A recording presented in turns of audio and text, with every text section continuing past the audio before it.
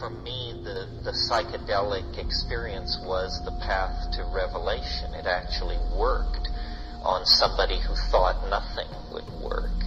And then, and that's still a large part of what gets talked about in these weekends, simply because there's an endless crop of new people who are interested in using these botanical materials for purposes of self-exploration, and doing that safely, sanely, and in a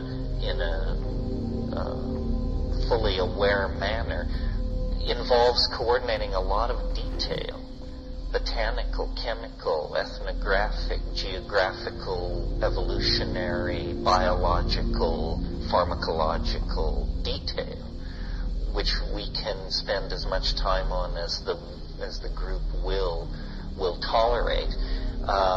What I like to talk about, and what I have very little competition in terms of talking about, is the content of the psychedelic experience, which is very difficult to English or to bring into any other language, and which is not predictable or is confounding of the expectations of students of mystical experience.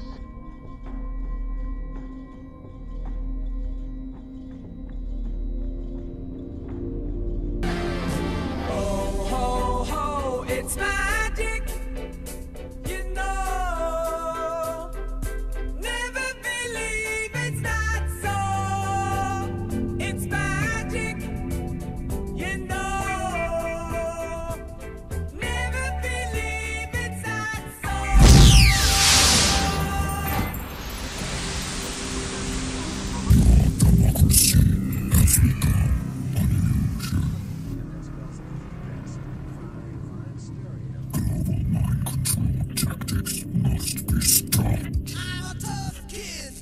Alan, Ladies and gentlemen, you having a nightmare?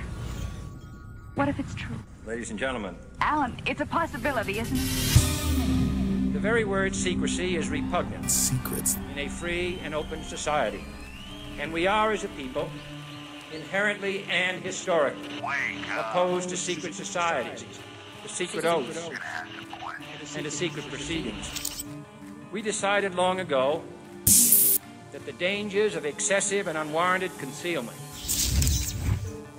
of pertinent facts far outweighed the dangers Constant, extreme danger.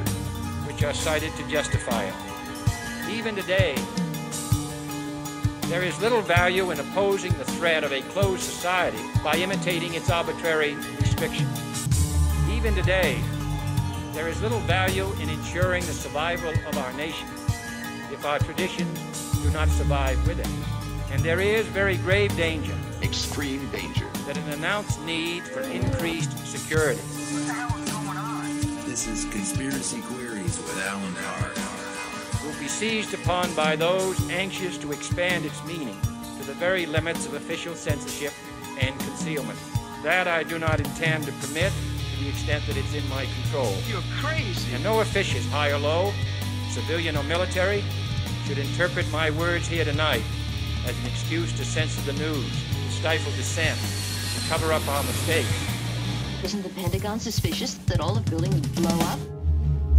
Or to withhold from the press and the public I think you're just looking at things for the first time. the facts they deserve to know. You've had your whole f***ing life to think things over. What good's a few minutes more gonna do you now? The facts they deserve to know. They deserve to know.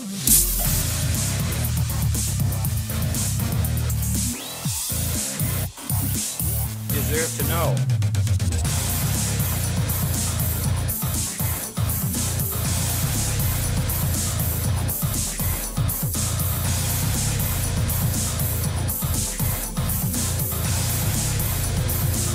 Deserve to know.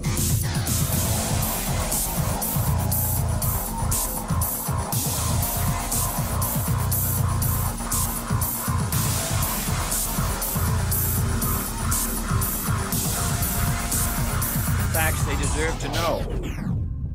Those who have achieved unelevated existence, raise your fists. Episode 56 and 128. That's where we are. Green Crush, Allen Park, episode 56. We're back from Legalize. Legalize. They even tell you in the word, right? They even mention it in the word. Legalize. They've wrapped it up in legalize. They've legalized it. There are legal lies. There are lawyers fucking thrilled right now that a whole series of poorly drafted, mistake-filled, fact-ignoring rulings are somehow going to be the thing that now controls the direction of our life. I mean, I can't even believe it. But I can, because we've been calling it constantly for just over a year and a half now. We are Green Crush. We are coming to you live from downtown Toronto. The place doesn't matter anymore. It just matters that we are coming to you live. It's been a while. I've been taking a while to get this out of my system. You'll hear this as well on next week's show. It's taking some time to get it out of my system, but we have had this illegal cannabis for such a long time, and now it's legal. And what does that mean? It means a lot of mistakes. It means a lot of sober minds shouldn't really brag about it.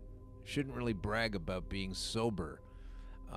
We had a lot of reasons, I think, why it took so long. And now, if you're following along from around the world, Canada was going to, it seemed like our new prime minister at the end of 2015 anyway, he was going to usher in a time of, he was even known to have used cannabis and was very acting cool, I guess would be the thing, against the other conservative government here. Oh yeah, no, when I get in, we're going to legalize this thing, and oh boy, and we all believed it, or so many of us did. And he has brought forward a legalized template of which to use this product, but it's certainly not what so many of us had hoped for. And when I say that, us, I mean the folks that understand what it is and how it works, and that there are very much so a multitude of very well-researched papers, experiments that have gone well, notations have been made, and yet still you have people wandering around in this day and age thinking, well, they don't have any tests on it or anything, so that's why it's still illegal. But that's not really why it was illegal. And why did they need to change the timing of this? They said that initially it was going to be probably, coming out in 2016. Everybody jumped the gun on that one. They said, no, it's actually going to come out next year, which was 2017. And we all knew that was going to be, legalizing day would have been April 20th, 420 as they call it. But then that sort of got punted to Canada Day, and maybe they'll call it Cannabis Day. And then that got punted to October 17, 2018. And the reason they moved it to October 17, 2018 was they needed the time that they said they would need to make sure everything is ready. Of course, not much at all is ready. Your order that you placed online on the Ontario Cannabis Store, there's a very good chance that here as we sit into November now, that you don't have that order yet. So order now your cannabis order from the OCS. Order now to make sure you get yours in time for Christmas 2019. They're shit. They're not ready. They don't have Plan B. Well, we'll have to get Plan B go. You don't have a Plan B. Remember how you were saying how you were ready? No one said, well, we think we're ready, and if we're not, we'll just jump into Plan B. No one said that. You are full of shit. This is the thing that I can't stand. So many people are just letting it happen. Oh, yeah, well, they said they were going to do that. They're not ready. They need to be called out as liars. This is the chance that we have to do this. Not later, not 20 years from now when we go, oh, they rolled it out really badly back in the late teens. It's 1935 now. If only they didn't fuck it up so bad in 2015 through 2018, it would have been better than now. This is what I don't want to wait for, folks. So they've been punting around the time frames while they tell us they care about us. And you know they care about us because what did they do? They sent a whole bunch of letters to opioid manufacturers. 105 opioid manufacturers have received a stern letter from the government. Not to do that anymore, please. Don't make those. And only 25% of those actually responded. Can you imagine them going to cannabis dispensaries in Kensington or somewhere on Queen Street? Oh, we're not going to arrest you. We're not going to take all of your goods. And some of us cops aren't going to steal those bars and then eat them like a couple of idiots and then get snagged up a tree and then have a judge tell me I'm the biggest goof ever and then I have to quit my job. Not just those kind of cops. But, I mean, imagine if they just said, hey, we sent letters to all the dispensaries in the city, and 25% of them sent us a letter back saying they didn't feel like closing. So that's how we're being tough. Why are they able to do that with cannabis, which works well, and they're not able to do that with opioids? Why do they let the Sackler family continue to make opioids? Why does that happen? Why do they tell us we need to make sure we're not ruining our brains by using cannabis before the age of 25, 6 years old? Why do they tell us that? And also look forward to our youngsters and our late teens signing up for military duty, as though that doesn't damage your brain also. Can we get a line of consistency? Can we get a rudder coming from someone in power? Why did it take all summer long? Well, of course, they had to have this summer. It sounded like we were going to have Canada Day cannabis, and we needed a summer, though. As the CBC wrote in one of the things they wrote back in July 11th, cannabis marketers are enjoying a summer of schmooze ahead of the legislative crackdown. That's why it took until October, because the pot companies that have been working with Bill Blair, the architect of the cannabis access in Canada, former police officer, you know, so he's got your best interest at heart, needed to give these boys some time to sink their hooks deeply into profiting from this thing once it legalized. So Canadians will be surrounded by the logos of new recreational cannabis brands at a variety of fun events this summer. This is from the summer that just went by, as pot purveyors are exploiting a once-in-a-lifetime chance to market their products before government restrictions fully kick in. That's why the summer. That's why it took so long. Because the people that have never sold this stuff before needed time to be able to take people who were selling it and tell the government that they're criminals and not send them letters, but actually arrest them and steal their product so that they could be the official purveyor. Now, why it is that we can have some cannabis purveyors putting their logo out at concerts while the government says don't use anything popular or a logo to promote a concert. Like, you've really got to get your shit together, Bill. Summertime concerts here, Jethro Tull and rapper Kendrick Lamar were doing concerts in Toronto with the Tweed logo. Was everywhere at the Toronto Budweiser stage. So there's the government allowing and promoting cannabis consumption while they're promoting booze consumption, which is statistically far worse than cannabis consumption. But you can't mention cannabis because you're selling booze or something. And these people really think that they're the paragons of clear thought. It's amazing to me what they think they are. The CBC has finally realized you cannot die from cannabis, so they had to backtrack on their cannabis overdose bullshit. Oh, it's so full of bullshit at the old CBC. Media lies about cannabis overdose dangers was partly inspired by the CBC story that spread misinformation and fear with this headline: spike in cannabis overdoses blamed on potent edibles and poor public education. Well, it seems the CBC is backtracking over its usage of the term cannabis overdose after significant backlash on social media and talking to a few doctors, you know, to get the facts. Welcome to journalism. So yeah, those pot rallies. So we had those here in Canada. I wish I had some names for you of who did really well. But of course, in Bloomberg and Fortune magazine in the States says the pot rallies of the summer minted new billionaires. So now I don't know if that reaches into Canada. I can't imagine why it wouldn't. But the first private equity firm focused exclusively on the cannabis industry has spawned 3 billionaires. That's why they needed the summer. Brendan Kennedy, Michael Blue, and Christian Grove founded Seattle-based Privateer Holdings in May 2010, and then the firm later invested in Canadian pot firm Tilray, whose market value topped $21 billion Wednesday after surging more than 1,200% in the past 2 months. Billionaires. That's why we needed more time.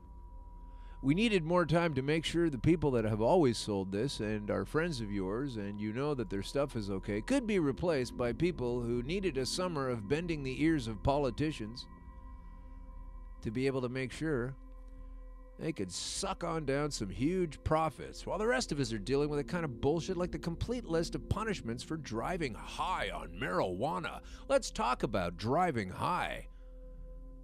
Let's talk about it with our guest when he gets here, which will be in a couple of seconds. He's very close by. I wanted to mention something else about driving, is that in the States, so the problem with driving here, of course, is that you are going to be found positive for cannabis. They're going to equate that for being positive for being impaired. Unfortunately, a court rules medical cannabis users cannot be charged with DUI in the Arizona Court of Appeals. So we will be building on this, because that court has ruled that the state's medical cannabis patients who have been charged with a DUI may contest the charges against them. This is from December 28, 2016, just a couple of years old. The Arizona Court of Appeals last week ruled the state's medical cannabis patients who have been charged with DUI may contest the charges against them, forcing law enforcement officials to prove henceforth that those found with THC in their systems were too impaired to operate a vehicle. Trouble is, they don't have that way. They don't have those means. There is not a machine. They want there to be a machine, but there isn't a machine. This to me speaks to... and we'll bring our guest in here. Our guest is with us today. In the studio is sneaking in here, but I know that Cy from High Magazine is going to have some input on this notion that police officers, as I was just explaining to the crowd, to the folks listening, welcome to come in here. Thanks for coming in here today, Cy. Is that... Oh, now we got you. Okay, so there we go. How's that? Thanks for having me. There we go. Awesome. Thank you. So what I'm trying to get over here is that the police, and let's say that the guy who crafted cannabis laws for Canada is or was a cop, still has the mindset of a police officer. The police have actually created a system that ignores this kind of information. Oh, that absolutely. Says, and they do want a machine that can justifiably, accurately tell if someone is impaired, as they do have a machine like this for alcohol. And if I drink more alcohol than you, I will read higher on that machine, etc. And they're very comfortable with it. And they want that.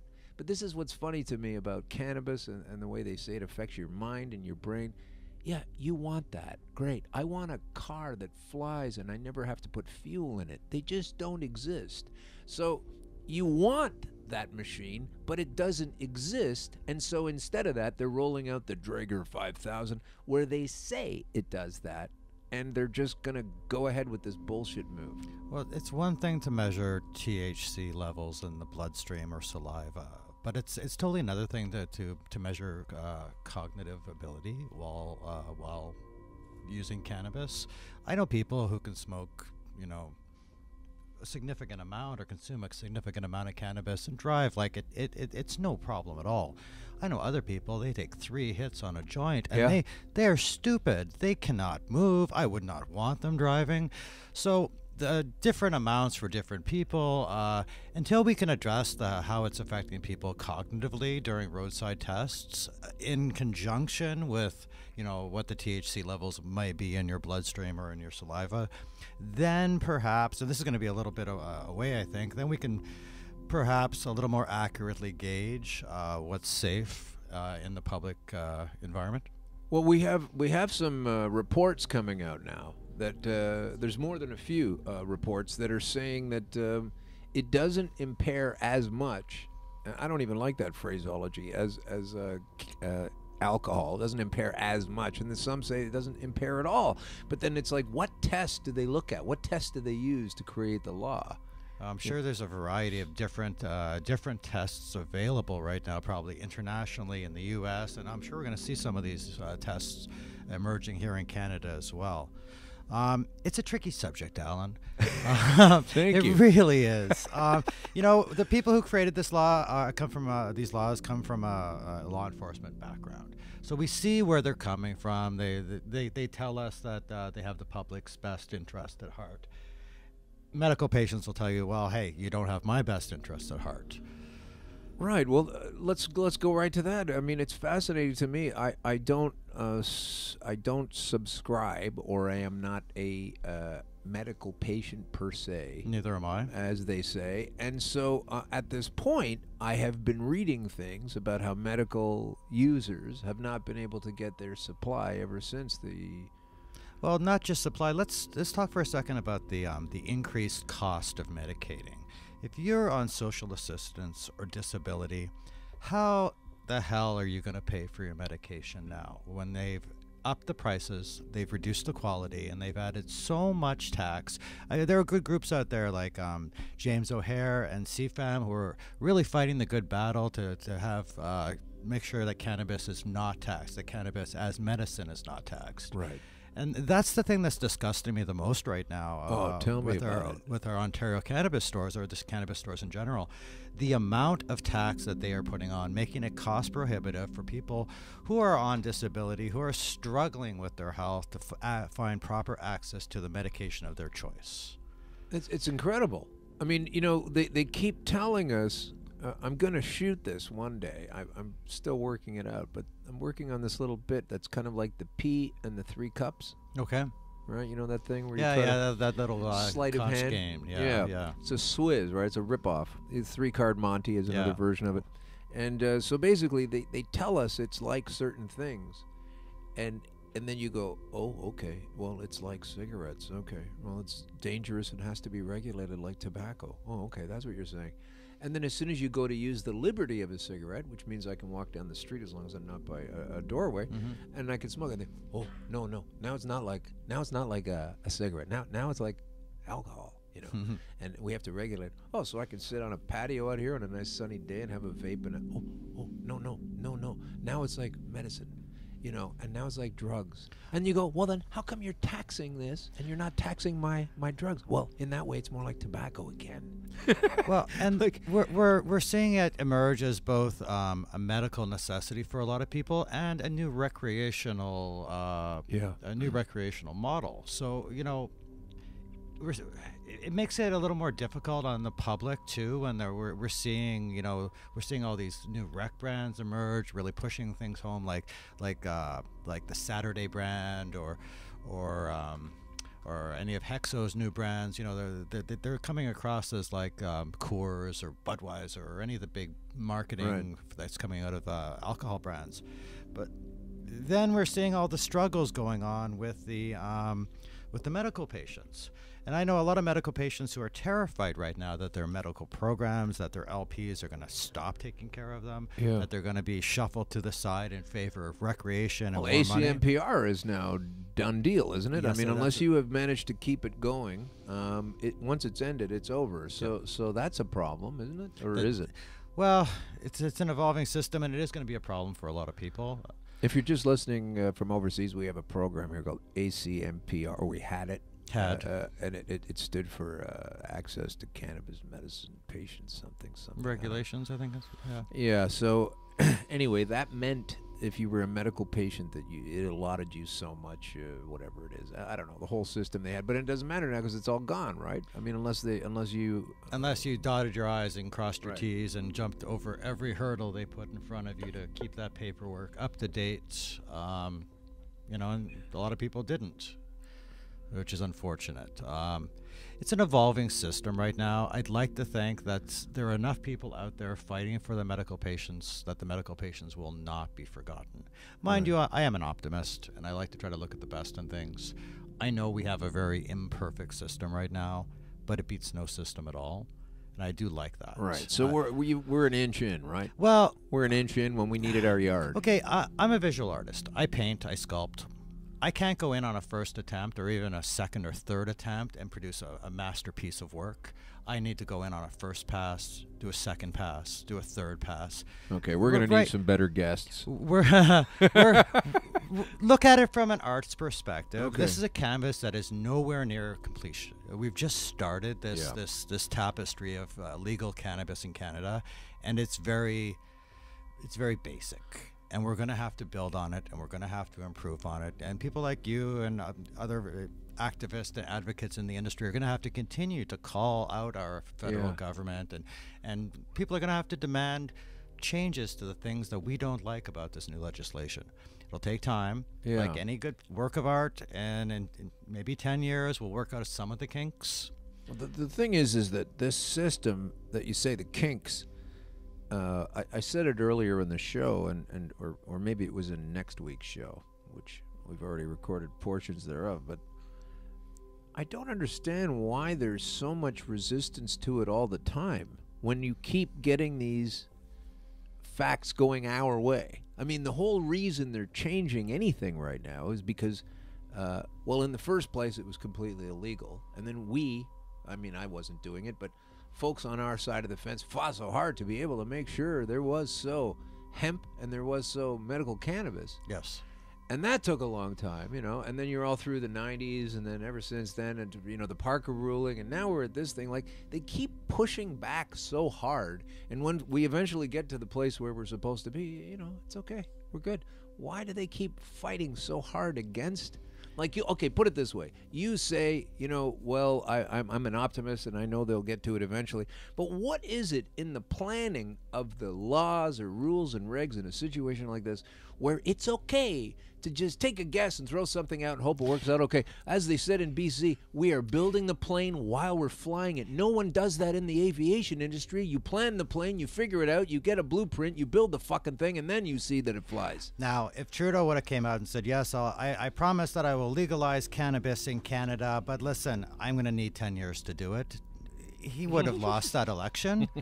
If he would have backtracked after what he screwed up on his electoral reform, if he would have backed up on cannabis legislation, that would have been the end of his career. And then we have so many bigger players and all these big companies coming to board, putting pressure. I'm sure there's a lot of lobbyists in Ottawa that are putting a significant amount of pressure. And I hear about meetings going on with premiers in PEI and in Alberta and health ministers, and there are so many aspects of this. And ultimately we're seeing a very regulated group, government officials, trying to regulate what has been fundamentally a criminal activity, a criminal network that runs through Canada very strongly over the last 20, 50 years. The only way they see they can take that away from the unregulated market is how they're doing it now. We don't like it. I don't like it. None of my unregulated friends like it. People who've been running dispensaries or running their own grows, or who are passionate about working in the industry with hopes that they would get grandfathered in, they don't care for it either. But unfortunately, it's the cards we've been dealt. Yeah. Well, that's the thing. And so now you have to be vigilant that every single new deal from a new card is the right deal, and not from the bottom of the deck, and doing it properly, right? I agree. And watching things like patience over profits, good moral cores and directions for some of these companies. So I see some of these companies out there, and I'm a little disgusted with how opportunistic they are. Or I'll talk with a large group who are very passionate about cannabis, who've never even tried it, which is kind of like, it's hard to have a discussion with someone about how important cannabis is in Canadian society who's never even tried it. I just think it's right. I don't want to do it myself. All they know is what they've heard about CBD. They only know a little bit. You know, I attended the Everything About Sex show a couple weeks ago, and I usually attend a lot of these cannabis conferences. And I've been getting a little disgruntled with the cannabis conferences. It's always the same people, the same businesses, the same group of individuals out there pushing cannabis forward. So I decided I'd try something different. I went to this Everything About Sex show. The everything you wanted to know about sex. It was the best show I've been to in probably 2 years. Hundreds and hundreds of curious people who knew absolutely nothing about cannabis. I think because we work at the sex show. At the sex show, you know, I think because we live and breathe cannabis advocacy and activism, and you know, we work within the Canadian cannabis industry.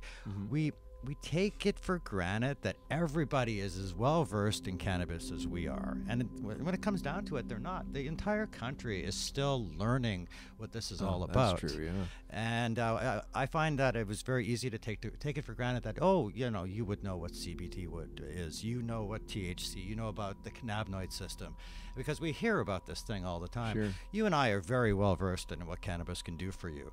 And a lot of people out there I've discovered recently are not. And I found was very heartening. What was so great about the sex show, though, that was so much better for you than they were just presenting things in a fresher way? Or what? It was every single person who came to my booth was curious about cannabis and what it could do for them. All they read about is all this controversy in the papers, but there's not enough information, street level information, and people are really just figuring it out. They're trying to put the stigma and all the misinformation, for the most part, behind them and learn about a new thing that's out there. It's new for a lot of people. It's just not new for us, and I think it's important to keep that in mind. We're fighting to make sure that these people, as they get used to cannabis, can experience like cannabis like we want them to. Right. We have this ideal of how cannabis should be in Canada. It should be, you know, inexpensive. It should be accessible. It should be regulated, and it should be kept out of the hands of really big business. And we should respect the people who have come before us, all the growers and all the unregulated people who have really pushed this industry forward. Right. I just think that we get so caught up in that we forget about all the new users, the ones who really don't know anything about cannabis. Yeah, that's. I'm glad that people are going to a sex show and hoping to. Well, they didn't hope to find out. You were just there, right? It's not. Well, myself and there were at least 4 or 5 other cannabis-based businesses, and I'm seeing the same thing at tattoo shows and art shows and farmers markets, where there's such a curiosity, a hunger for more information about cannabis as a whole. Yeah. So it is exciting. You know, I'm seeing so much positive energy around this new cannabis industry as well. And I know that it is not perfect, and it is a bit of a clusterfuck all the way around. But that being said, we're at the beginning of something really amazing, and people who have never looked at cannabis before as an option are now starting to look at it. Mind you, there are problems. The cost being one. What do you figure is the reason for that? The cost being a high cost. What's making it a high cost across the board? Okay, well, we have a higher standard of regulations that these LPs have to. That they have the really. I'm going to use this expression again, dot their I's and cross their T's. Everything has to be perfect. They have to follow a checklist of security options, of health and safety, and they have the public watching them constantly in case they screw up. The first time an LP screws up, or as LPs are screwing up online, I see people on Twitter and Facebook and Instagram ripping LPs apart every single day for the smallest things. You know, yeah, they use too much packaging. Yeah, that particular strain is crap. Oh, wow, you milled that particular strain. Oh, yes, it's also too expensive. Right. People are unwilling to let the LPs get away with anything right now. We're watching them as a public so closely. I think we're really going to watch them evolve. But don't you think that's a better approach than just letting them run in a wanton absolutely, fashion? Absolutely. I think they need to be watched. Yeah. But I also think that I think we have to trust in a little bit that some of these, they're not all bad groups. They're not all these filthy millionaires who are trying to make money off the backs of cannabis. No, but we don't have to buy Molson Canadian beer. We don't. We can. I have personally, to. I I can like buy craft all beer. kinds of different beer that I want to try, and I do have a Molson once in a while because maybe that's all they sell at a ballpark or whatever. Yeah. But it's so locked in with cannabis. You know, it's like, oh, you don't have that? Well, can I go to a different place? No, you have to get it from here. Like, you know, that's the part that's really not easy to swallow when you're going to give these LPs the run of the yard and then say, oh, you can't buy it anywhere I else. will probably never order LP weed. Probably never. I'm not a medical patient. I have no interest in paying that much for my cannabis. Yeah. I'm a rec user. I've always been a rec user. And I know a lot of people like me who will probably never go that route. I might go check out the Ontario cannabis stores when they open. When I'm in Alberta next week, I may go check out some of the shops. You know, it's my mother would never buy cannabis off a dispensary or an online store, but she would definitely go online and buy it off the Canadian government because she's a senior and she trusts in her government. Maybe not entirely, but that's the only kind of group that she would ever purchase off of. And there are a lot of people like that who they don't want to be involved in something that was black market. They don't want to be going behind a dispensary to pick up cannabis. They want to get it easily and legally in their eyes. Right. And what were you saying though about cannabis that's coming from a larger purveyor that may not be as high quality, etc.? Like how, you know, those are the lines that people are really trying to keep How an eye long on. do you think people are going to be spending top dollar for substandard cannabis? Not very long. It's not going to take long for these companies, for the bad companies to show themselves as inferior, and the public is very picky about what they're purchasing. They're just not going to buy crap. And you know, we saw this massive influx due to curiosity when the cannabis stores first opened, but they continue to sell crap. People are not going to buy off them. I will not go to a grocery store that sells me crap food. Why would I go to an LP that's going to sell me crap cannabis? I love cannabis. I like the taste. I consider myself a connoisseur. I like certain strains. If I can't get those strains, or if I'm paying through the nose for them when I don't have to, that's what irks me. Yeah. And then we tie in things like indigenous culture, and you know, we've got like the Tyendinaga or the First Nations outside of Hamilton that are these thriving cannabis communities that they're sovereign land. I can still go to those places and not pay tax. Right. It's just a lot of people will take that direction as well. Yeah. Well, I sure hope that you know, it's definitely my intention to get the word out on as much of the science and the truth of this topic as possible. Oh, absolutely. I would hate to see the First Nations people of this country taking another bad ride on you know, initially Are you familiar the territory with what's going on in Tyendinaga outside of Kingston, in Shannonsville? Not as much as I should be. There's some amazing stuff going on. What's out happening there? So last year they threw they hosted the very first Indigenous Cannabis Cup. It was Smoke Signals. It's a very large dispensary model that operates out of the Tyendinaga, run by Jamie Kunkel. And they had an amazing turnout. Their town has been transformed. The reservation, the Tyendinaga Mohawk territories. This is on the way to Kingston. On the way to Kingston. It is near Shannonsville. It's got 4,200 people in the town. It must have over 40 dispensaries. Job creation is through the roof. That's hilarious. It's got 2 little gas stations, or 2 or 3 little gas stations, but it has a very thriving cannabis community, and has for a couple of years now. And it provides jobs for so many people in that region, and people drive from like almost a 200-kilometer for the experience overall.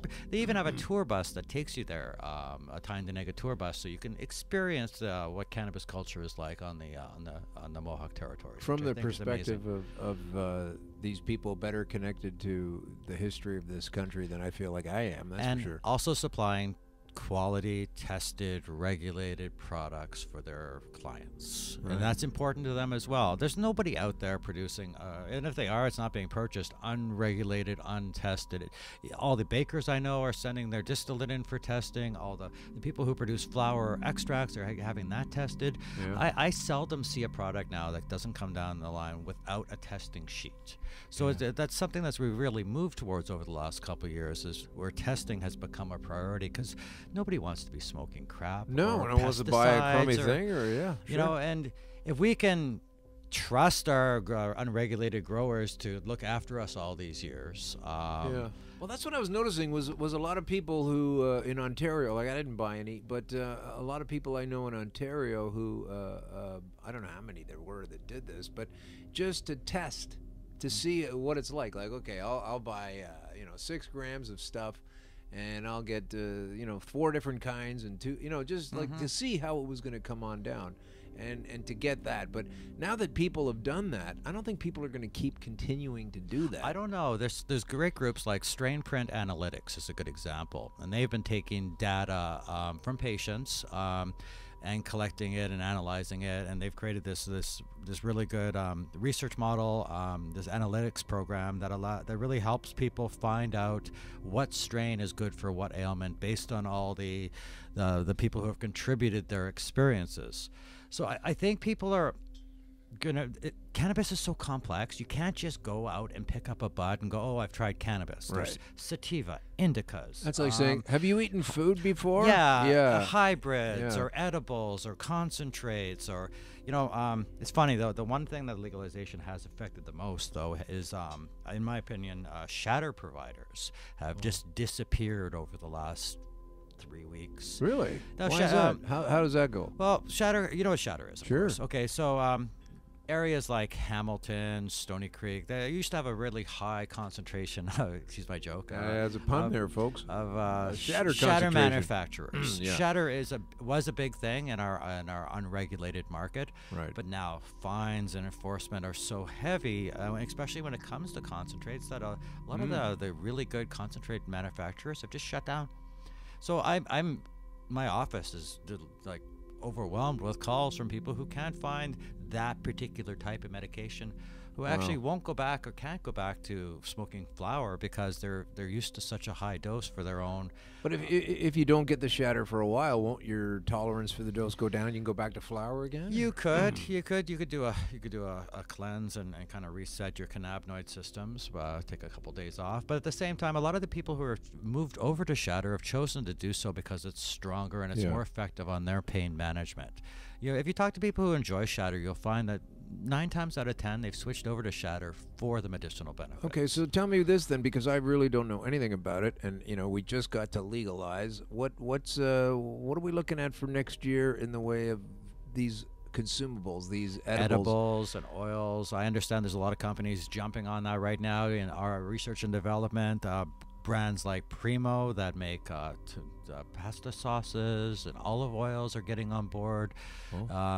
I think we'll see. We saw O. Henry get on board around 420 with their 425 bar. We're going to just start seeing more stuff like that. And how are they finding, like if a policeman or someone hysterical is concerned about amounts taken in, and they are now telling us, let's be careful about children, how do you then go ahead in a few months start packing candy bars with weed? Well, here, I think that just common sense is going to be a big factor. If you're going to store cannabis-based edibles in your fridge and they look like cookies or fudge or gummies or whatever, put it in a locked box. You're not going to store a gun on the counter on top of your fridge somewhere that a child can access it. You're not going to do that with your cannabis either. It's really, you're going to put your booze up. If you drink, you're going to put your cannabis in a locked box to make sure if you have kids in the house that they can't get it. So we're really going to have to start really paying attention to stuff like that. Yeah, I just find it. This is another thing again about the children, is that they say they're worried about the kids, but then what the first thing that happens is somehow they find out a way for smoking and vaping to become accessible, which they say is dangerous, and they prefer edibles, which there's no smoking and vaping. You're just taking it direct, but that's not coming till months later. Do you watch South Park? I know the show. Sure. Okay, so South Park's on its hopefully final season. It's a big hashtag cancel South Park. I'm just glad they killed off Apu because that was really. That's The Simpsons, I think. I think you're mixing up your genres. Yeah, but my point, though, is they did an episode recently, I think this 2 episodes ago, where they addressed the vape pen epidemic and the cannabis epidemic in Colorado. And they were addressing things like kindergartners being attracted to the sweet tastes. And they did a real mockery of it. One of the characters now owns a cannabis farm in Colorado, Integrity Farms. And we're seeing a lot of public, interest in this sort of thing. And so even seeing a show like South Park that notoriously won't take anything seriously, addressing things like vapes and children, and it is a big thing too. Kids are going to get into their parents' liquor cabinets. Kids are going to get into their parents' cannabis. It's up to the parents to really make sure. I've really got a different take on that because that is so, I think, case by case and individual. Like Probably. Honestly, the thing about alcohol, okay, when I was a little kid, I'm only going with my experience as a little kid, and everybody has a different. But as a little kid, what I knew about alcohol was that my dad and my mom were able to drink it, but it was an adult thing, and I wasn't supposed to have it. And whenever I smelled it or beer or something, it was kind of curious, but it wasn't treated like, oh, this terrible thing. It was part of the growing up. You just don't get to have that, just like you don't get to drive a car. And later on, and so I think that having that sensibility of, yeah, it's a legal thing, but you're not ready for it yet. You're not ready to dive off the high diving board at the pool yet. You need to grow up for that. And it fits into the category of so many different things. And I think if cannabis had already been in that category also, you don't have the sneaking behind the school and smoking the joints as much, because so much of cannabis appeal is doing it because it's illegal in the first place. True. Well, I was talking to somebody recently, a friend of mine who goes to AA, and she was explaining to me her perspectives on cannabis as it applies to AA, and how they take a very zero approach to that. Zero tolerance. Zero tolerance approach to cannabis within that program. And I was debating a little bit with her, hoping I could get her to understand that cannabis isn't like alcohol. It's not the intoxicant or it's not the same as alcohol. Right. And but she was very close to that idea, and I think that's stigma that's going to take a long time to get rid of because it has been decades of programming. A lot of us got into cannabis in the first place because it was kind of notorious. It was a little bit counterculture. It was one of the last places of refuge for the counterculture revolutionaries. Yeah, people who can fight for change. And there's still a lot of fight. And we still have to. So that didn't go away. No. And it's to be honest, I feel it just started. I've published High Canada now. We're just starting at the beginning of our 4th year. So I've done 3 years as High Canada, and then a year before that as Rolling Stone. So those first 4 years were 100% in an unregulated market. I feel we've just started. Scratched the surface of how much information and education we can put out there. And that's 37 issues in. Blows my mind to think that I barely scratched the surface and just got started. Isn't that funny, right? I mean, how many? 37 now? And, yeah. And how many did you think you were going to sort of get a read on it? Not very many, I'll be honest with you. Because I had the same thing. I had the same thing with this show when I was coming back to leave my sickness behind and get a podcast going again. I thought, I'm going to do like 6 or 10 special episodes about the cannabis that I use, and then I'll explain everything and then get back. But it's been 60 episodes or something like that. I think for us, the secret to our success is we focus on cannabis itself, but we focus on the people behind the plant. Cannabis is such a multifaceted topic, from manufacturers to glass blowers to concentrate providers, or people who are industrial engineers, all the way to pharmacologists. There's so many angles we can take at it, and we like to talk to the people behind the plant, talk about things like job creation, cannabis as an exit strategy for opiate addiction. It's been a real successful model for us, and there are so many more stories to tell. This month, for our 37th issue, we're speaking to National Raheem experiment Dawala, is beginning north. and he's the pharmacist behind the Hybrid Farm model in Ottawa, which is a compounding pharmacy.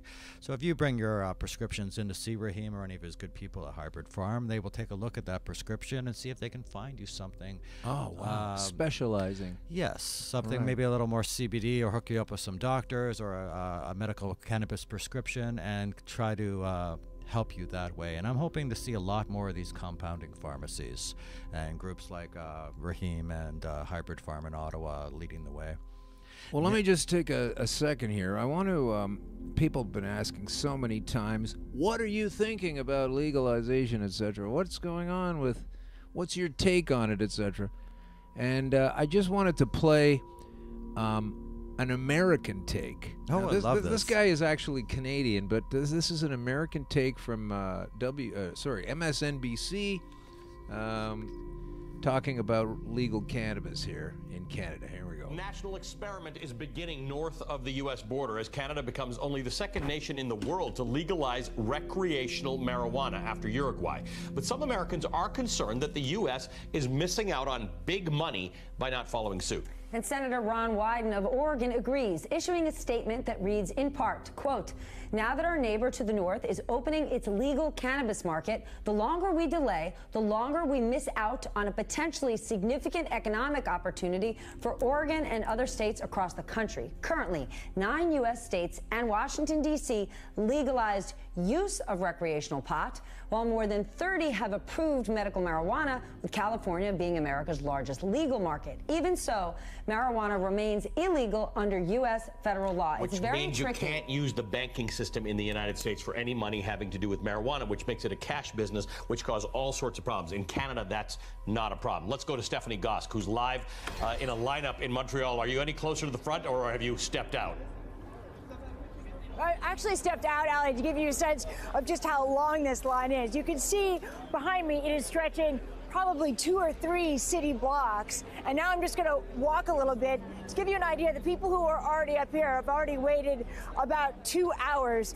They definitely have another couple hours to go before they're going to get to the front of the line. You know, this is actually a physical embodiment of those profits and that money that you were talking about the United States losing out on right here on the streets in Canada. One of the reasons, though, that this line is as long as it is that there aren't really that many stores opening up today in Canada. There is a website that people are using to buy marijuana, but here in Quebec, just one of 10 provinces and 3 territories in the country, there are 10 stores. British Columbia just has 1. Ottawa, the province, has none. So people that are there have to go onto the website. You know, some say that actually this rollout is sort of as understated as the Canadians themselves. By the way, I'm still walking. We've gotten to the corner of the street and we're going to make this turn. It's a little dicey because there are lots of people.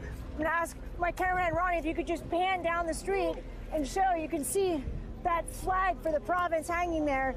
That's actually the front of the store. Wow. Guys? That's amazing. Now, look, from an economic perspective, what's the advantage to Canada doing this? How important is this to Canada's economy? Well, you're talking about roughly $8 billion to the Canadian economy, but there's also this other promise, and that other promise is the potential that perhaps a legal market opens up in the United States. Let's say the United States years down the road decides to legalize it nationally. Well, you have these companies that are staking out their claim. Why would they need to wait that long? You hear the way she just says, well, these companies in the States, you know, could be years down the road. They might change, and that's why it's good for Canada. You know, it's kind of an interesting take. It's like, why are they always... they sit there and say, well, you know, if Canada does that in just a few short decades, we'll also be able to... You know what I mean? Like, what's with the resistance levels are so high? That video felt like they were reporting on a Black Friday sale. Yeah. The pandemonium, the craziness, the hype, the consumer traffic, the loss of money. And they don't show anybody there the next day when it's all sold out and nobody can get anything. To be honest, would you wait 4 hours for 3 grams of cannabis? Never done that once. I won't wait 3 hours in line for anything. That's pretty incredible. Yeah. Well, So tell us. I'm fascinated about I didn't realize the Rolling Stone aspect. You were the purveyor of Rolling Stone, the magazine. Rolling Is Stone. that a sore we story? did that for a year. No, that's a fine story. I started. I ran a arts collective in Kensington Market about 5.5 years ago, and we were really struggling with funding. And it was around the same time that the dispensary market was really starting to flourish here in Toronto. So I noticed that there was a real lack of cannabis information and education. So I teamed up with Marijuana Information Bureau based out of downtown Toronto, which I believe is still in existence as Cannabis and Coffee. And we put out a very celebrity-driven, in-your-face, black market Rolling Stone magazine, where we we broke every rule there was. We put people on our cover without permission. We had Lady Gaga on one issue, Willie Nelson, Snoop Dogg. It was a black market magazine, but it allowed us to really establish our distribution, starting in Ontario, and then we did the same thing over in Vancouver and Victoria and Calgary.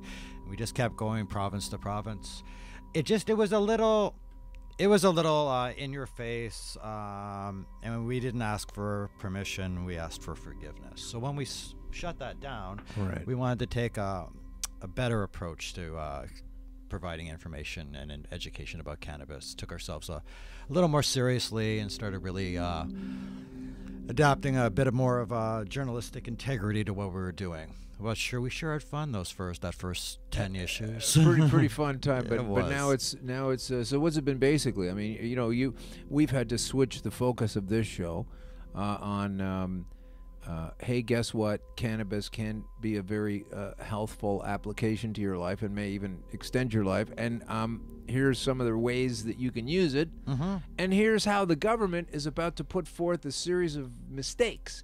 Now they've done it. Mm-hmm. So the show isn't about, well, let's not have them do this. It's about changing things. So how did you find a difference? Or how are you thinking about a difference from before legalized at your publication and now it's different? So we've been going through a transition for the last few months. We've had to say goodbye to a lot of our unregulated advertisers that made up at least 60% of our advertising base. As a free magazine, we really depend on our advertisers to cover things like print and distribution. But we lost about half of our advertisers over the last amicably over the last few months, and we've been slowly but surely replacing them with new auxiliary and supplemental companies that are regulated and will comply. A lot of these advertising and marketing restrictions apply to the LPs, to licensed producers, licensed manufacturers, and a lot of the companies that had been working with us have either shut down or they're working themselves to transition.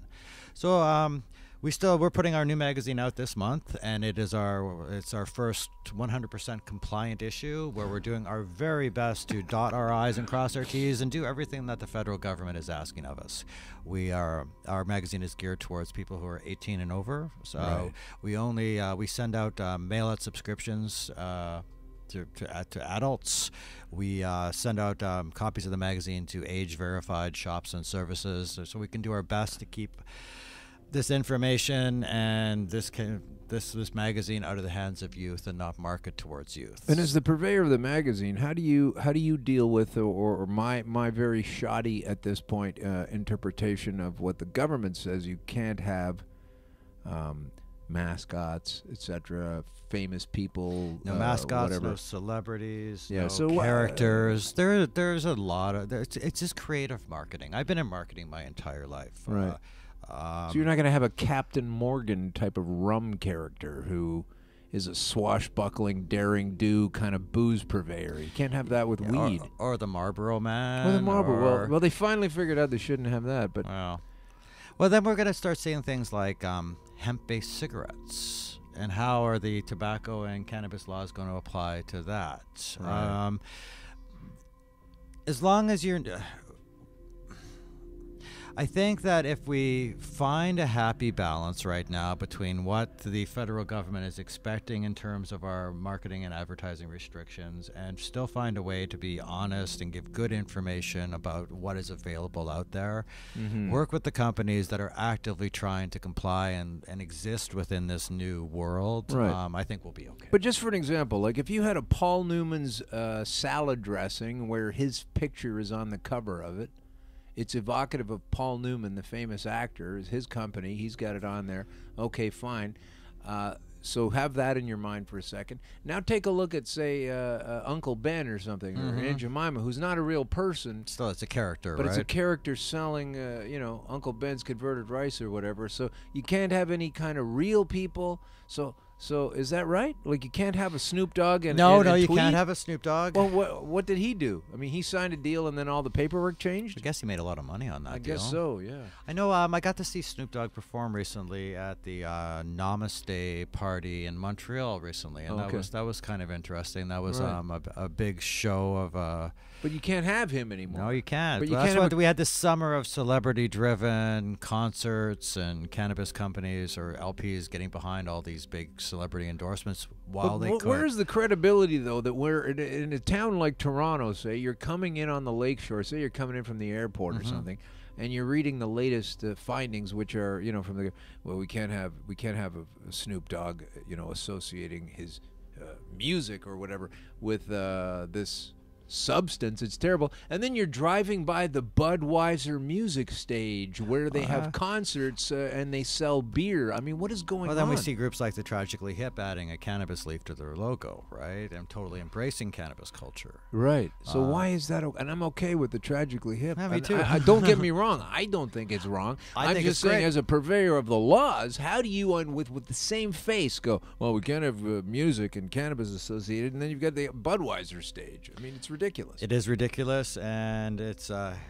redundant and kind of idiotic. I think that, like we said, or we were speaking about earlier, we have a framework right now, and it is far, far from perfect. And this is one of those things that I think we're going to see keep coming back, maybe even within the court system. So there'll be some challenges to how cannabis can be advertised and marketed around. Well, not everybody is behind the curve here. Let's sing a song of praise for South Africa for a second here.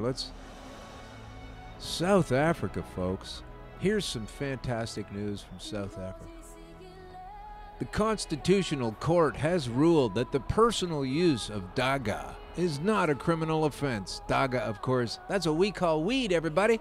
The right to privacy is not confined to a home or private dwelling. It will not be a criminal offense for an adult person to use or be in possession of cannabis in private space, said Deputy Chief Justice Raymond Zondo. This judgment does not specify how many grams of cannabis a person can use or have in private. Thank goodness. They're saying a person with 31 grams is a criminal here, and a person with 29 grams is okay. Yeah. But they figured it out in South Africa. Anyway, they've got it there. They've got some key laws that have been debated, and they've really put it forward. The court has ultimately found that the court must invoke its powers of the Constitution to order a suspension of the declaration of invalidity for a realistic period to ensure Parliament may correct the defect. In my view, a period of 24 months from the date of judgment would be appropriate. They're just going to decriminalize it. This is, we've had enough. So easy, so simple. Why is that? So easy, so simple. How about how Britain went right away to legalization almost with medical cannabis? Oh, from nowhere, we're not doing this ever, to all of a sudden doing it. Mexico makes some headway that way as well. Yeah.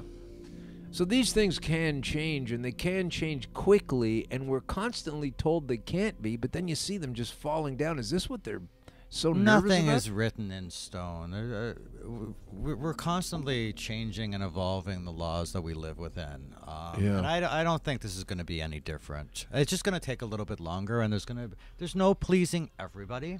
There's no that's what they all say. The conservatives, the liberals, the left or the right, or anybody in the middle. Well, it's funny because I've heard a lot of people criticize this as a liberal money grab, and it's true, we do have a liberal federal government, but it's also true that the conservatives who are doing quite well with it, and they are not going to reverse it. If a different prime minister, if Andrew Scheer of Canada becomes the next prime minister in the Conservative Party, Brian Mulroney's not going to get off that American cannabis company board he sits on. You know, he's not going to. Hey, Ernie Eves, who used to be the premier and the the finance minister, he's not getting off of that Jamaican medical cannabis company. So it's not always just about the Liberal. They were in power at the time, and they're the ones that would have brought it in. But these guys have got their hands in. This isn't going to flip once the blue team gets back in office. I really don't see that happening. No, I don't see it either. We have a big event coming up in Ottawa in 2 weeks. It's the first really big cannabis expo since legalization. It's called the Cannabis Hemp Expo. It's a big industry day on November 23rd at the Shaw Centre in Ottawa, and then 2 big days of expo at the Shaw Centre in Ottawa. We've been really looking forward to this. So it's been really interesting to see the evolution of the trade shows, the cannabis trade shows. Post-legalized, and you know, there were so many LPs and manufacturers and all these big groups out of the States attending in the summer. So I'm very interested and anxious to see how this type of trade show is going to develop now things are legal. And it being in Ottawa, of all places, it's going to make for a very poignant show indeed. I think so. Ottawa is, we were there last year, Kim, I think, at that particular event, and it'd be interesting to see how it goes this time. From the government, this is a great point. This gentleman, Gavin Nascimento, says this about, because one of my biggest things about this whole cannabis legalization is that, you know, while all the things are true, that they have made it legal and now we can build from a slightly better position, etc., but they've been sitting on a lot of things, and I really don't like the fact that they tell us and they tell children that children should not have any contact with cannabis whatsoever. This is a blatant falsehood. It says here, Gavin Nascimento writes, if we aren't being taught how to grow our own food, how to take care of ourselves and our families, and how to live without the need for huge governments, banks, or corporations, as our ancestors once did, then we aren't being educated. We are being indoctrinated to be dependent and subservient to the system. And I think if you look at the cannabis legalization in Canada, it's pretty hard to argue your way out of that one. A little bit elitist, the version of legalization we've received, no doubt about it. Very corporate, and really doesn't take the people who have come and done all the hard work, the street level people, the activists, the advocates, into account at all. No. It's basically saying, hey, it's ours now, and we're going to make way more money than you could have possibly ever made, and we're just going to take it away from you. Because we don't have goons necessarily. The Montreal police. Now, you're going to have to help me out with Montreal and Quebec here. So because I they're read really this morning Mark Emery was hired a lawyer to start a civil case. He was trying to get arrested in Sunday. He was trying to get arrested in that shouldn't Quebec. be too hard. Well, he couldn't get arrested. This is funny because, I mean, you literally can't get arrested. He was on the street, on the main drag, I think it was on St. Catherine Street, trying to sell, I'll say this, accoutrement. For cannabis accoutrement in front of some kind of, you know, cannabis store, and trying to get arrested because, from what I can understand, he wants to test the laws, which we all understand are shit. So he didn't get arrested, and the cops literally told him, we're not prepared to enforce those laws right now. So that's why, because they're going to fall apart under the pressure. And yes, he will scream bloody murder to everybody who will listen if he got arrested too, which would be great. So we'll I see what personally would happens. like to get a ticket for consuming in public in Victoria. Victoria is one of my favorite places to visit. Visit over the last couple of years, and I loved when it was the edible capital of Canada, and they were so free and open. So I find it very interesting that they've taken such a hard-nosed approach to cannabis consumption in public in Victoria. Well, because the edibles you don't need to see that. Well, there was one point in maybe not too long ago, maybe 18 months ago, that Victoria was the edible capital of Canada. Every shop was set up like a bakery. It was amazing there. But they quickly learned that things get out of hand. Right. And they pulled back gone the totally opposite direction. So just back to Quebec for a second. Okay. So what's your read on there? Because while I don't like the fact that you're not allowed to have any plants there at all now, they've had against the 4-plant rule. This creates a very imbalanced series of pressures and regulations for the Joe average Canadian from coast to coast, because every province has a different set of rules. If you lived in Manitoba, it's very different as opposed to, closer to Quebec than Ontario. Isn't it the fault of the federal government for this, though? Absolutely. To this day, I'm not sure why they gave provinces such leeway. So much birth to come up with their own. They should have set one set of rules and regulations. Like I can't even drive it home from the purveyor's store sometimes. Like in Saskatchewan, you can go to the store to buy it, but if you get caught with it in your car on the way home, you're in trouble. Like what is that? And then there's the 4-plant rule. So are those you can own 4 plants, you can grow 4 plants, but where do you get your genetics from?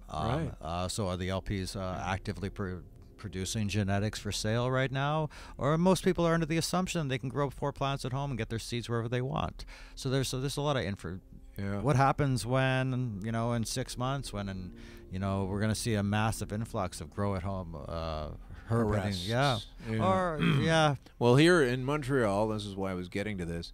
Not only do they not let you have the plants, not only we've had to deal with this for such a long time, are they not? It's completely different, the laws there compared to other places. They've also got a certain allocation for millions of dollars for next year. They're going to spend $5 million in Montreal just to hunt the marijuana dealers and buyers who are not buying the government version. I mean, this is amazing. They're going to spend $5 million trying to arrest and punish people for... Anyway, the whole thing. So they saw an opportunity for job creation and jumped on that. Is that what that is? So. Now we have a wonderful Quebec correspondent who usually keeps us abreast of all things going on in Quebec. Her name is Jen Larry. She works for the CBD Strategy Group. And Jen was telling us recently how the rest of Canada doesn't really understand what's going on in Quebec in terms of cannabis legislation and regulation because of the translation barrier. All these things are happening over there, and nothing's getting translated and sent out to the rest of Canada. So people like Jen Larry have been working hard to make sure they disseminate that information so that the rest of the country can find out what's going on in Quebec. There's a lot of people asking us what is going on in Quebec, and we can't honestly always tell them because unfortunately I'm not bilingual, and we're not hearing a lot about what is really going on, mostly from what I've told due to the translation issue. Okay, well, you can't hide behind that forever. Not forever, but I think people are working on correcting that right now, so I think the rest of the country is going to be very educated about Quebec, much like we've gone through this massive education when it comes to Alberta and cannabis. Alberta's gone through a revolution, a renaissance when it's come to cannabis. Well, it's pretty funny, though, because you say Alberta, and I've got a segment here I'm working on, so I don't want to tip my hand too bad on it right now. I love going to Alberta. For a future show, but I have here on my computer, I went to, because I was trying to understand Quebec, and I primarily understand Ontario from living here, but I'm trying to understand all the regions as best I can.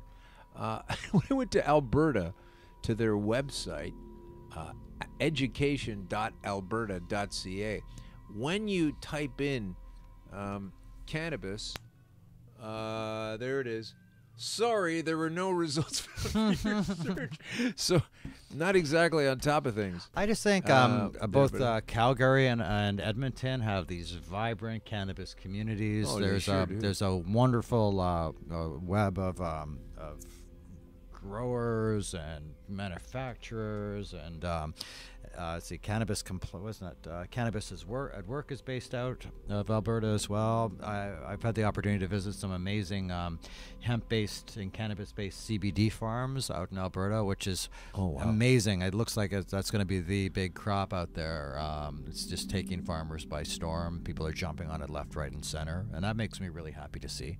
Something we didn't see 10, 15 years ago. The farmers switching over to hemp production. Just before we let you go, thanks for coming in. I really appreciate it. Thank you for having me. I've been meaning to get in here for a while. I know, it's been a long time, and we were trying to get you in before legalized, but hey, it worked out the way it did. I'm glad you're here today. Where can folks reach you? I mean, you're what are you?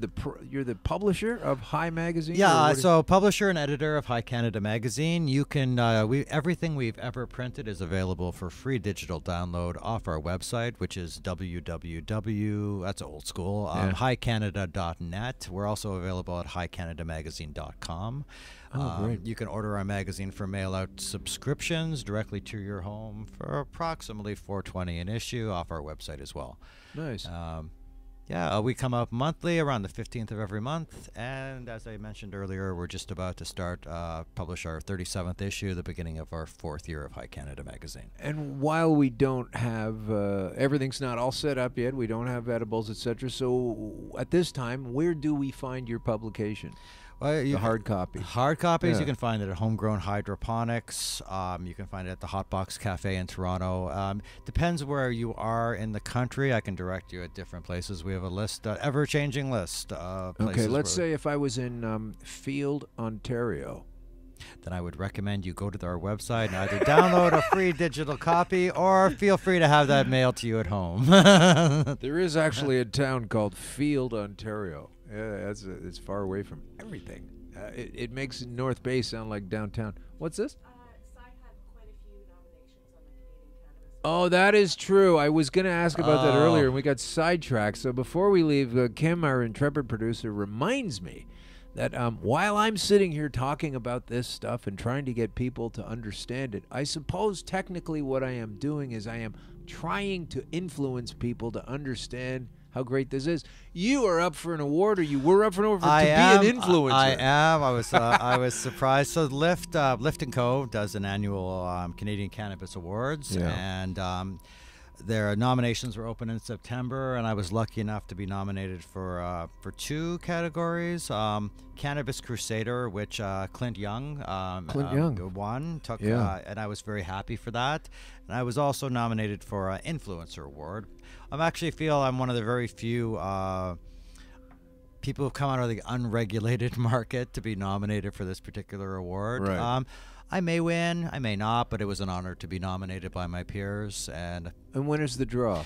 Or when is the award ceremony? Is November 27th. I believe it's held at the Carlu. It's that's already here. sold out, Oh. I understand, but we'll be covering it on behalf of the magazine. Oh, you're getting it anyway because of the Carlu. I come with some press. I'm sure you get your own press credentials at times as well. I do? Oh. I'm sure people go, yeah, you well, apply for those press passes, my friend. Next week, I'm speaking with Amanda Siebert from Cannabis Straight, Oh, Cannabis. that'll be exciting. Yeah. She's going to be on next week. She's got She's a book on out. fire right now. She's on fire. Doing so many great things.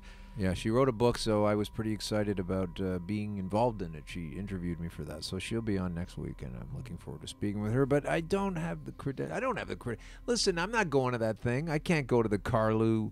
Why wouldn't you want to go to a I didn't say I didn't want to go, but I'm just Canadian saying Cannabis Awards? Basically because I sit on a fence and I look. I don't mean this in an insulting kind of way, but I literally am looking down from a fence position. Yeah. I'm not a retailer. I'm not a purveyor. I come at this from a very specific Much set. like we do. And so much like you do. So I can't feel comfortable. Like I will never be able to take money from a big purveyor unless I know a lot of things about their ethics. Okay, that makes sense. And so far we've not had the opportunity to do that, except for one company, which was a nice couple of people. I can't get into mentioning their names, but some folks from a company that still exists and then was later purchased by another company. They wanted to help us out for a while and become involved in what we were doing here. Okay. But then some of the things that I was saying and we're saying and will continue to say were things that their vice president didn't want to have associated with. So fair enough. Like I'm sitting on this little tiny island. I'm not like, hey, yeah, I'm selling weed like crazy. I don't make money from this thing. So I mean, I'm trying to understand that there is a future in the greater field for me, but sitting there partying with guys that sell grams for $18, I can't do that. Oh, nobody said we'd be partying with them. We're just reporting on it. It's important for us to maintain a position like Switzerland of pure neutrality within the industry, act as a bridge between the two sides of the market.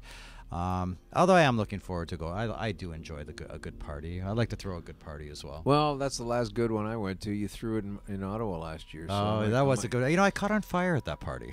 Yeah, it was really a good time, and it was great meeting you. I think I met you there actually, or did I meet you before that? I think I met you beforehand. I think I met you at Lyft last year. Ah, there, same kind of thing, same event. But we anyway, did a story on you sometime early. You last did, year. yeah. I remember that. Yeah, that's yes. I've been in some of these publications, folks. So listen, Sci at High Magazine, Sci at High Canada. I mean, that is, you waited a long time for that to be, okay to say. Oh yeah, yeah. Well, it's very nice that you've had me on the show. I really do appreciate it. I'm glad you're on because you and there's a lot of people that are in this business that I'd love to speak with and understand more about. There I've are really some been really great people folks in this business. industry. Yeah, some really good ones, and we've not had them all on. So if you're one of them, and I haven't had you on, don't think I'm. I would just like to point out that High Canada is not a solo enterprise. We have a really great team of dedicated volunteers that really work hard across the country every month putting this magazine together. From our proofreaders to our contributors to our photographers to our researchers and writers. There's easily over a dozen of us from Victoria to Halifax, and honestly, we couldn't do it each month without all of you. Well, thanks. I'm sure you will find some great information in there. I know I have before, and I'm looking forward to this first. It's interesting to see these first efforts at post-legalized, to see how it is, and who's on the cover and how's it going to go, and what are the new rules. It's causing me a little stress, Alan, I'm not going to lie. I had way more hair when I started this issue. Now you said you weren't going to lie, and you go right to a... Well, hey, listen, it's been great having you in, Si. Thanks very much for coming in. A real pleasure. The studio here, and we are looking forward to a lot more fantastic, cool people to be on the show. We know that you are involved in some aspect of cannabis, whether you're a baker of, cookies, or maybe that has left you in a place where you've got a cookbook where you decide to use all of the healthful aspects of cannabis in that way. And I know that can be done. I've met people at shows who regularly feast the taste buds with some unbelievable stuff. I want to find out more about it scientifically. I certainly want to find out more about it regarding cancer and illness and getting into shape, and the fact that the underlying theme of what I'm saying here does or would promote cannabis as a healthful substance. Let's call it an entity. If you don't like that because you're in the government or something, well, that's a rotten nightmare. I can't really help you with that. It's a fact that it's helpful. That is the one thing I can honestly say with every single person I have interviewed is that they have told me that cannabis has changed their life. And I have not heard that once, twice, a dozen times. I've heard that dozens of times from every single person I've interviewed that cannabis has changed their life. And that alone has convinced me of the power of cannabis. That's a great way to end it. That's 100% the truth. Deal with it, yo. Deal with it.